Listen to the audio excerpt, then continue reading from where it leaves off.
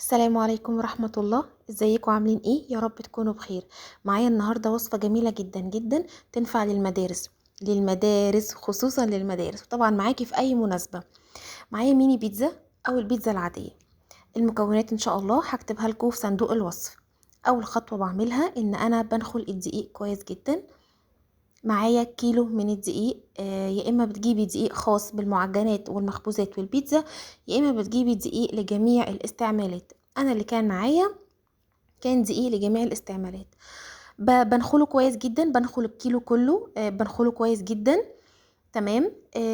ان شاء الله المكونات سهله وهتكون موجوده في اي بيت ان شاء الله باذن الله.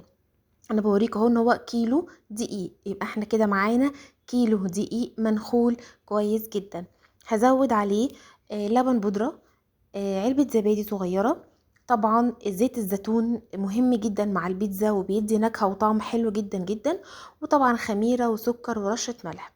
اول حاجه هنحطها معلقه خميره مليانه او ظرف خميره، اي نوع بتفضليه وبتحبيه وتكوني متاكده ان هو صلاحيته سليمه، وان هو نشط ومستعملاه قبل كده ومتاكده ان هو ممتاز. هقلب السكر والخميره مع بعض. حطيت كيلو دقيق، حطيت معلقه خميره مليانه او كيس خميره، حطيت معلقه سكر مليانه وقلبتهم الاول مع بعض، دخلتهم جوه الدقيق. بعد كده بتحطي يا اما 3 معالق كبار لبن بودره، يا اما بتجيبي الظرف بتاع اللبن بودره ده وبتحطيه. بتقلبي برضو كويس جدا مع رشه الملح وبتدخلي كل المكونات الجافه مع بعضها. عندي بعد كده علبه زبادي صغيره مش كبيره، العلبه العاديه الصغيره دي اي نوع برضو بتفضليه بتحطيه. ومعايا زيت زيتون اي نوع برضو بتحبيه وبتفضليه. بتحطي 3/4 كوبايه الزبادي دي زيت زيتون، وبتحطيها على المكونات كلها وبتقلبي في العجان على ايدك، يعني اللي تفضليه. يعني بصي متاح خالص اللي انت عاوزاه، انا مش عايزه اعقدلك الدنيا. معانا كمان معلقتين خل. معلقتين الخل بقى دول عايزه اقولك ان هما يمكن سر الوصفه.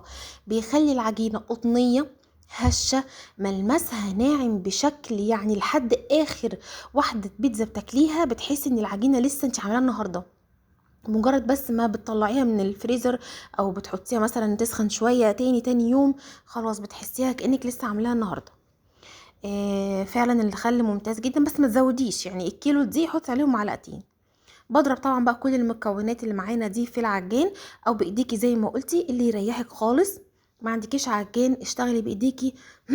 عفوا، اشتغلي بايديكي عادي جدا.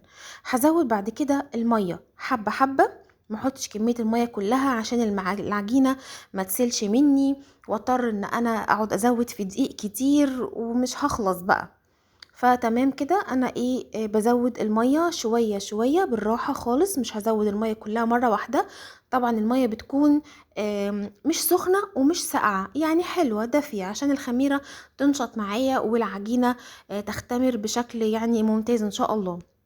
بضربها لمدة تقريبا من 7 ل8 دقايق في العجان. بايديكي هتعوزي من 10 دقايق لربع ساعة بتعجني. بعد كده انا باخدها على الرخامة، اديها كده بس لفتين بايديا عشان انا بحب ملمس العجين، بحب امسك العجين بايديا.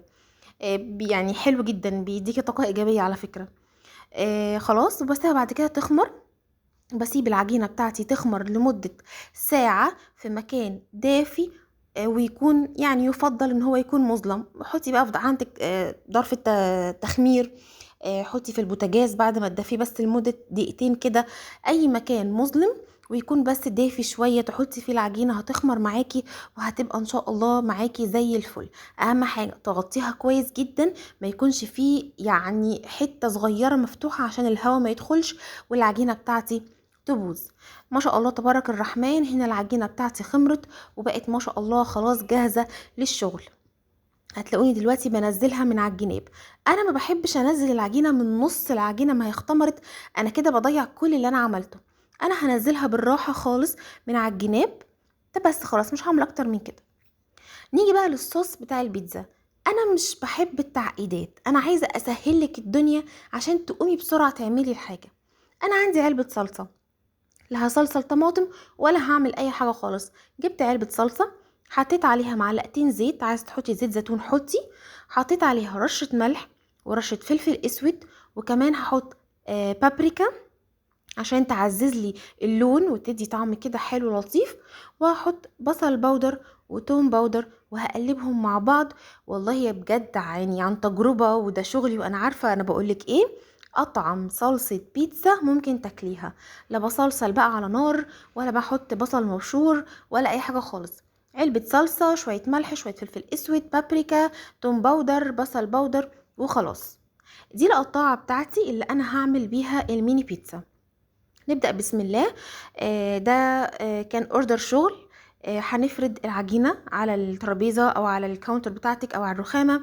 هتفرديها طبعا بالنشابة وهتقطعيها قطع. بصي السمك، شايفة سمك العجينة؟ مش عايزاها رفيعة قوي ولا تخينة قوي. هقطع بقى بالقطاعة الميني بيتزا بتاعتي الحجم الصغنن ده. انا مش عايزاها اكبر من كده عشان انا عايزاها صغنونه لعيد ميلاد للولاد في الحضانه او في المدرسه. راحه مثلا خارجه مع اصحابك بتاع، يعني الحاجات الايه، الحاجات اللطيفه دي اللي بتبقى عايزه الحاجات السريعه دي. يبقى انا هنا عملت ميني بيتزا، وعملت كمان 2 بيتزا كبير من الكيلو دقيق. وطالعه ما شاء الله لا قوه الا بالله. بتحطي بقى الحشو اللي انت عايزاه. انا ما جبتش هنا فقره الحشو علشان الحشو ده انت واختياراتك، يعني انت شوفي انت بتحبي ايه وحطي. انا هنا كمان كنت عامله اوردر الاكلير، ان شاء الله هبقى انزل لكم فيديو الاكلير لوحده باذن الله. حطي بقى الحشو وسوي البيتزا على الرف، في الرف الوسطاني في الفرن، وعلى درجة 200. وشغلي المروحة لو عندك مروحة، ما عندكيش مروحة بعد ما بتستوي كده من الاطراف شغلي بس الشواية شوية. انا عندي المروحة بتسوي فوق وتحت وبتطلع مظبوطة. والف هنا، سلام عليكم.